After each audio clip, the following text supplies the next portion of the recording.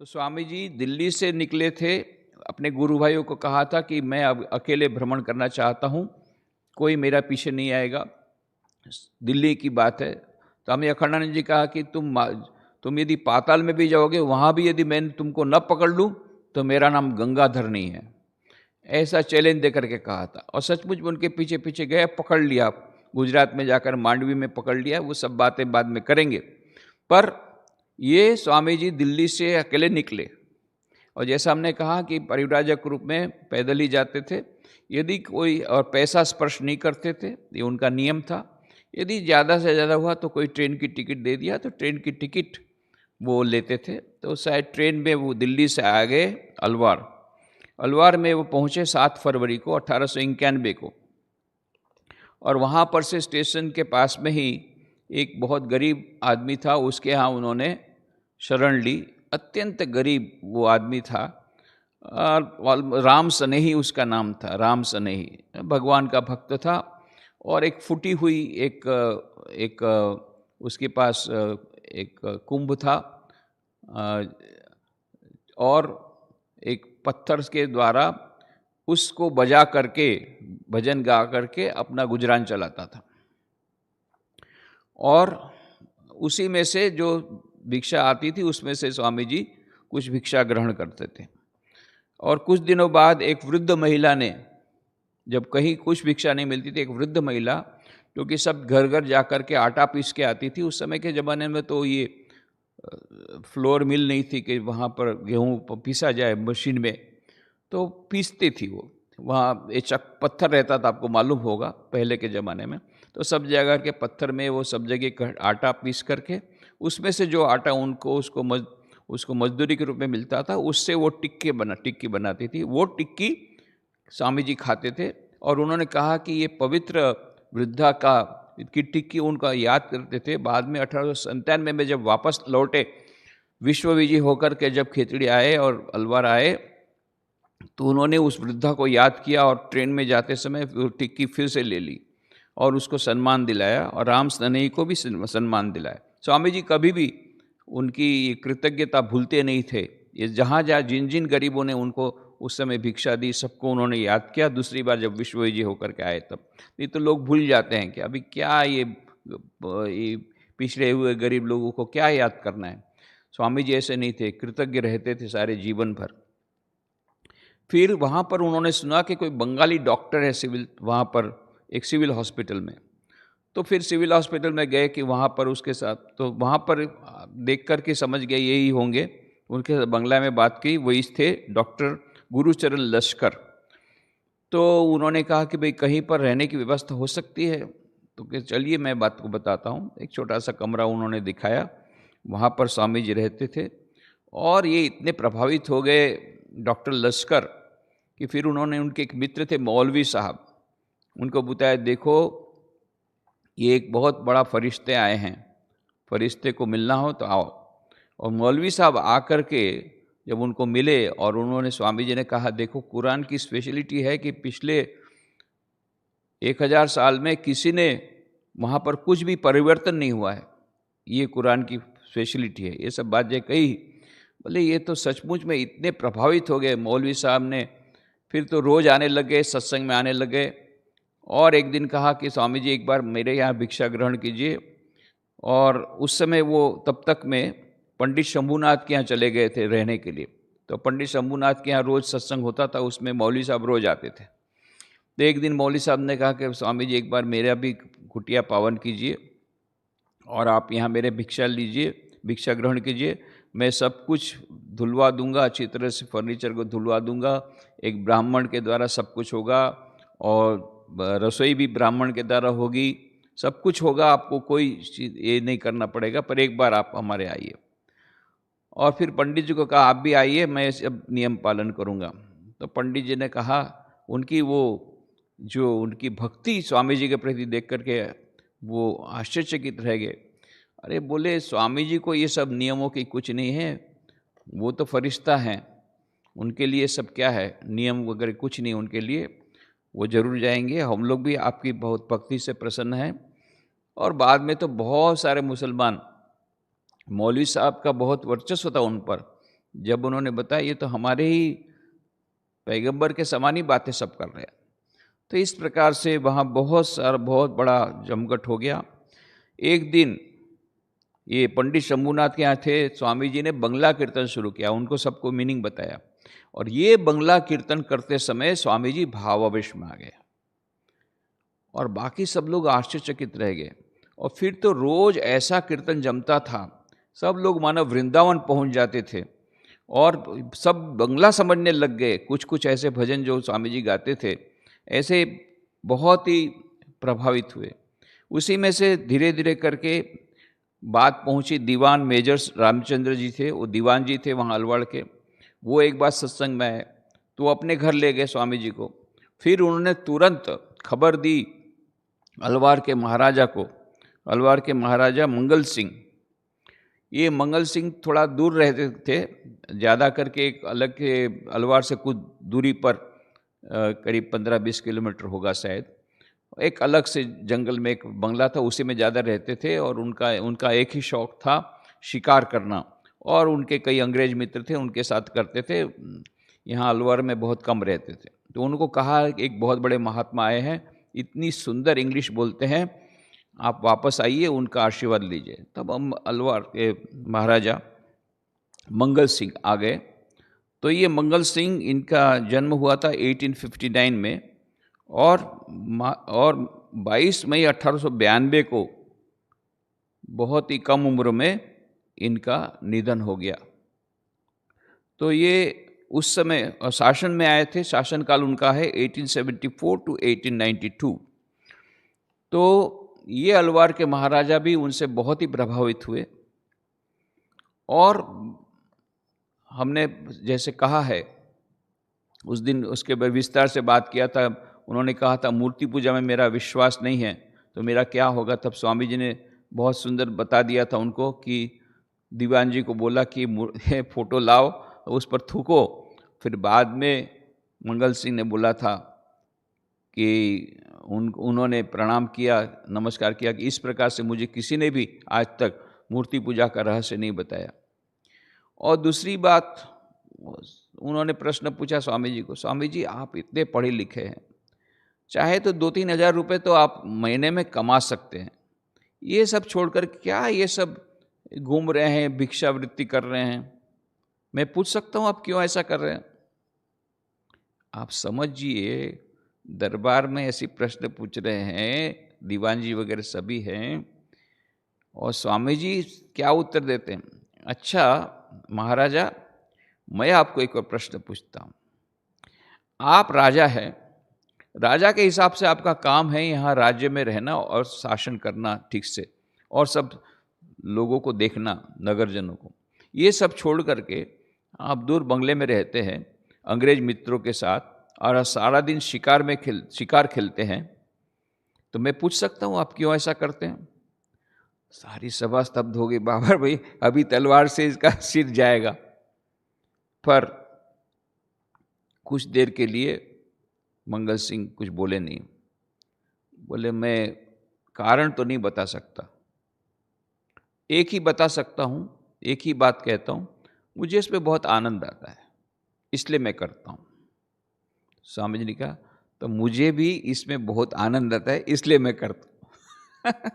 मुझे भी इस प्रकार से भगवान का नाम लेते लेते सब जगह भगवान का नाम वितरण करना और घूमना, ये मुझे अच्छा लगता है। मैं अपनी आनंद का, तुम अपना आनंद करो, मैं अपना आनंद कर रहा हूँ। इस प्रकार से स्वामी जी हाजिर जवाबी थे। फिर वहाँ पर लाला गोविंद सहाय, इनके साथ भी स्वामी जी संपर्क में आए, सत्संग में आते थे।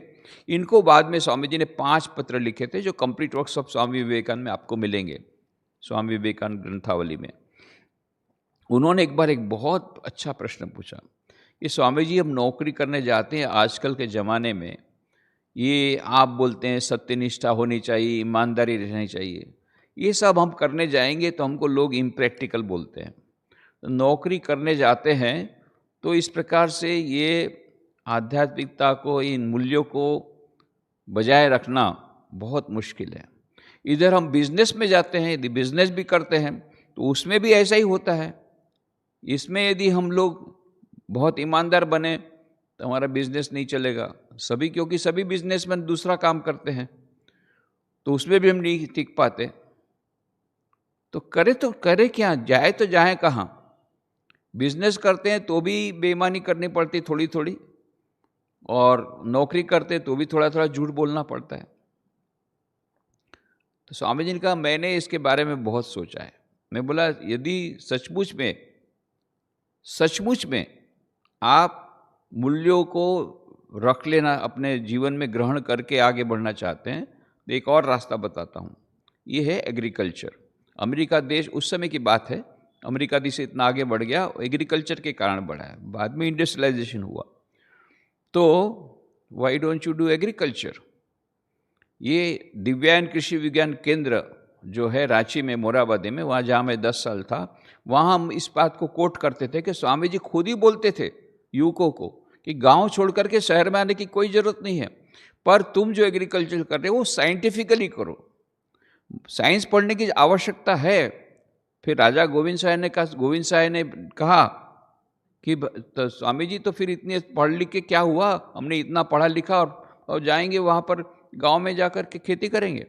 बोले नहीं, वो लोग जो खेती करते ऐसा खेती नहीं करना है। तुम जो पढ़े लिखे हो, तुम्हारी खेती अलग प्रकार की होगी, तुम्हारी साइंटिफिक एग्रीकल्चर होगी, विज्ञान सम्मत होगी, विज्ञान को साथ में रखना पड़ेगा। तो तुम देखोगे कि तुम देश के लिए अन्न पैदा कर रहे हो, you are doing creative work, और साथ साथ में उसमें तुम पूरी ईमानदारी रख सकते हो, उसमें तुमको बेईमानी करने की कोई आवश्यकता नहीं रहेगी।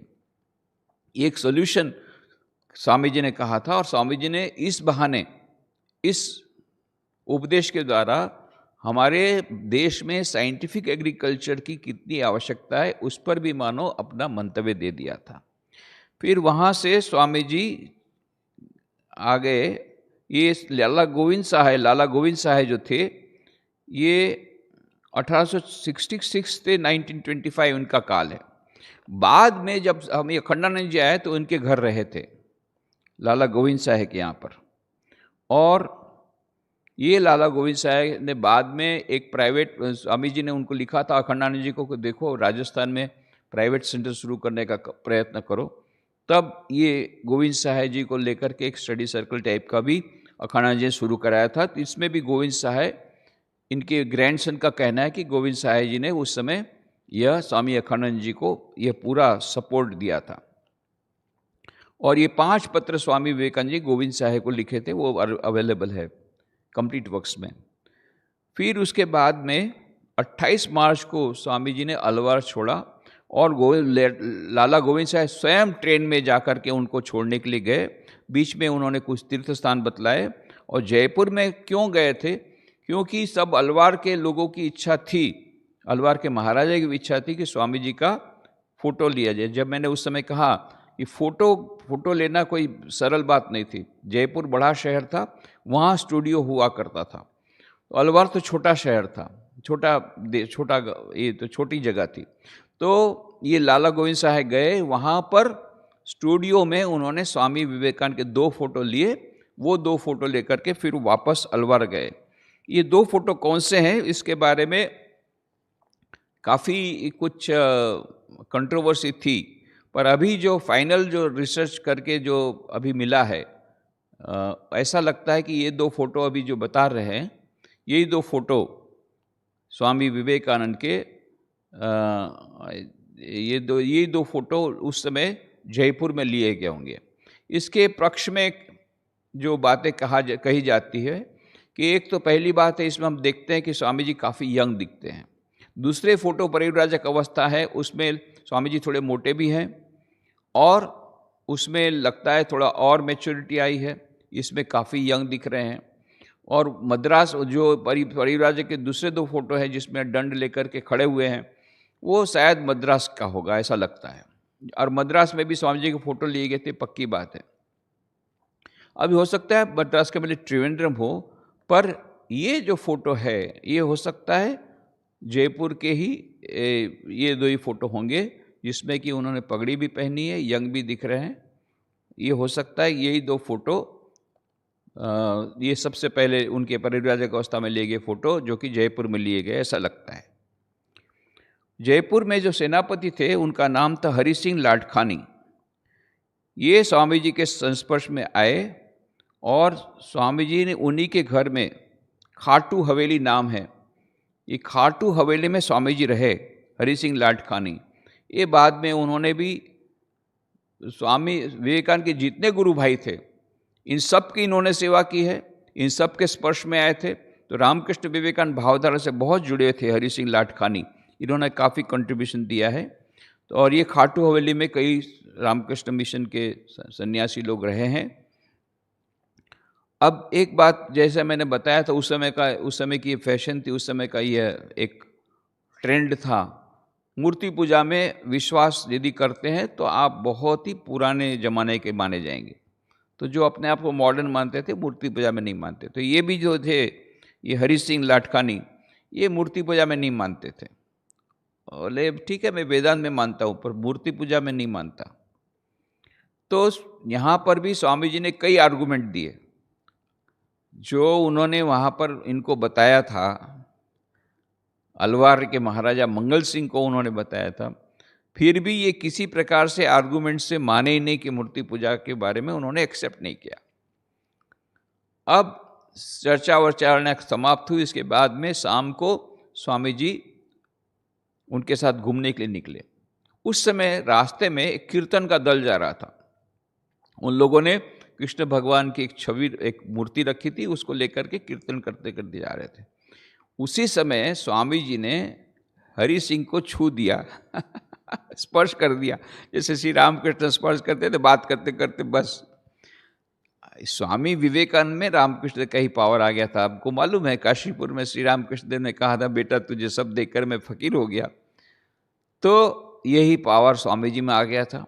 जैसे स्पर्श किया, ये हरि सिंह जो कवि मूर्ति पूजा में नहीं मानते थे, उनकी आंखों से आंसू निकलने लग गए और चरण में पकड़ करके कहा, स्वामी जी हजारों आर्गूमेंट के द्वारा जो काम नहीं हो सकता है वो आपने अनुभूति के द्वारा करा दिया। और इस प्रकार से वे भी भक्त हो गए और मूर्ति पूजा में मानने लगे। ये कन्वर्शन, ये उनका ट्रांसफॉर्मेशन इस प्रकार से जयपुर में, इसी दौरान जब जयपुर में स्वामी जी थे 31 मार्च से 13 अप्रैल, उसके बीच में ये ट्रांसफॉर्मेशन हुआ। उसमें जयपुर में दो और भी घटनाएं घटी। एक, रोज स्वामी जी प्रतिदिन जब सत्संग करते थे उसमें बहुत लोग आते थे। उसमें एक थे पंडित सूर्य नारायण जी। ये पंडित सूर्य नारायण जी सरल हृदय के थे। उन्होंने कहा, स्वामी जी मैं अवतार वगैरह में नहीं मानता। अरे मैं तो ब्रह्म हूँ, तो मुझ में और अवतार में अंतर क्या रहा? अहम ब्रह्मास्मि, मैं ही ब्रह्म हूँ, तो मुझ में और अंतर में अंतर क्या है? इसलिए श्री रामकृष्ण ने कहा था, बेटा जो राम थे जो कृष्ण थे, नरेंद्र नाथ को कहा था, नरेन जो राम थे जो कृष्ण थे वे इस बार रामकृष्ण के रूप में आए हैं, तेरे वेदांत के मत से नहीं, क्योंकि वेदांत के मत से सभी अवतार हैं, सभी ब्रह्म हैं। तो यहाँ पर सूर्यनारायण ने क्या कहा, स्वामी जी मैं तो ब्रह्म ज्ञान में मानता हूँ, मैं तो वेदांत में मानता हूँ। अरे अवतार में मुझ में अंतर क्या है? अहम ब्रह्मास्मि, मैं भी ब्रह्म हूँ, मैं तो ब्रह्म हूँ, मैं ही अवतार हूँ। तो स्वामी जी ने हंसते हुए कहा, चुटकी लेते हुए कहा, अच्छा पंडित जी, सूर्यनारायण जी, हमारे शास्त्र में तो कई अवतारों की बात होती है। मत्स्य अवतार है और बीन अवतार है, मत्स्य अवतार है, और भी इस प्रकार के कई अवतार हैं। तो आप उसमें से कच्छप अवतार है, तो आप उसमें से कौन से अवतार हैं? बाकी सब लोग बहुत हंसने लग गए। इस प्रकार से स्वामी जी बहुत मजाक करते थे। उधर जयपुर में एक और घटना हुई जहाँ पर कि स्वामी जी की इच्छा हुई। एक बहुत बड़े पंडित जी थे, बहुत ज्ञानी थे। तो स्वामी जी की इच्छा थी कि पाणिनि व्याकरण सीखेंगे, अष्टाध्यायी, इनका अध्ययन करने की इच्छा थी। जब इतने बड़े पंडित मिल गए तो उन्होंने ये उनके वो सीखना शुरू किया। 4 दिन तक इन्होंने प्रथम सूत्र भी समझा नहीं पाए। तब ये पंडित जी की थे बहुत ज्ञानी, पर समझाने की उनकी जो ये थी सामर्थ्य बहुत शायद कम थी।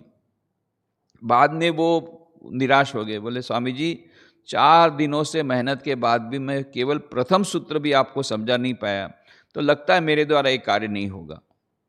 तो फिर ये बंद हो गया। स्वामी जी को एकदम मन में ऐसा हुआ, हाँ क्या मैं ये अष्टाध्यायी नहीं सीख सकता हूँ। फिर उन्होंने अकेले ही खुद अष्टाध्यायी लेकर के 3 घंटे तक लगातार बिना किसी भी व्यवधान के वो सूत्र पढ़ा। उसके बाद में उनको समझ में आया, फिर तो पूरी अष्टाध्यायी शुरू कर दिया। फिर दूसरे दिन उन्होंने पंडित जी को पूरा का पूरी कमेंट्री सुना दी और पूरा उसका रहस्य समझा दिया। तब पंडित जी आश्चर्यचकित हो गए, स्वामी जी मैं 3 दिन में नहीं कर पाया, आपने खुद ने अकेले में इस प्रकार से ले लिया, ये तो चमत्कार है। स्वामी जी के चमत्कार नहीं है, ये मन की एकाग्रता का परिणाम है। मन की एकाग्रता में, मन में इतनी शक्ति है, इसको एकाग्र करो। ये शक्तियाँ जब केंद्रीभूत हो जाती है तब इस प्रकार से यह उनके द्वारा ये असंभव सा कार्य संभव हो जाता है। तो इस प्रकार से जयपुर में बहुत ही 31 मार्च से लेकर 13 अप्रैल तक बहुत सारी बातें हुई। उसके बाद स्वामी जी वहाँ से गए थे माउंट आबू। फिर माउंट आबू में किस प्रकार से खिचड़ी के महाराजा से बात हुई, वो इतने प्रसन्न हो गए और इतने प्रभावित हो गए, तो उन्होंने कहा स्वामी जी मेरे साथ चलिए वापस। तो फिर बाद में वो उनके साथ खिचड़ी गए। अब खिचड़ी के बाद में फिर स्वामी जी अजमेर जयपुर होते हुए किस प्रकार से गुजरात आए, ये सब बातें हम लोग कल करेंगे। आज यही समाप्त करें। ओम शांति शांति शांति। हरि ओम तत्सत। श्री राम कृष्णार्पणमस्तु।